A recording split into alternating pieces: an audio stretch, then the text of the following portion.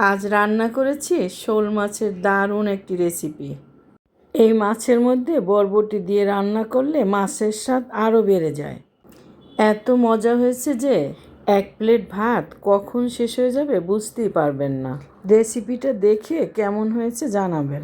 মাছ কেটে ধুয়ে পরিষ্কার করে নিয়েছি, বরবটিগুলো ছোট ছোট টুকরো করে নিয়েছি। এবারে 2টি পেঁয়াজ ব্রাউন কালারের করে ভেজে এর মধ্যে 1 টেবিল চামচ করে পেঁয়াজ, রসুন, আদা ও জিরা বাটা দিয়ে দিলাম। আরও দিলাম 1 চা চামচ মরিচের গুঁড়া, 1/2 চা চামচ হলুদের গুঁড়ো।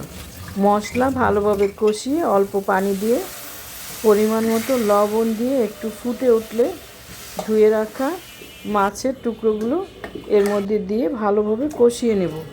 মাছ কষাতে কষাতে যখন তেল ছেড়ে দেবে, একদম পাতিলের তলায় লেগে আসবে, তখন আবারও 2 কাপ গরম পানি দিয়ে দিলাম। এভাবে ভালো করে ভাজা ভাজা করে মাছ কষিয়ে নিলে স্বাদটা বেড়ে যাবে। এইদিকে বরবটির টুকরোগুলো লবণ দিয়ে আধা সিদ্ধ করে নিলাম। ঝোল ফুটে উঠলে আধা সিদ্ধ করা বরবটির টুকরোগুলো এর পাশে দিয়ে কিছুক্ষণ জাল করে নেব।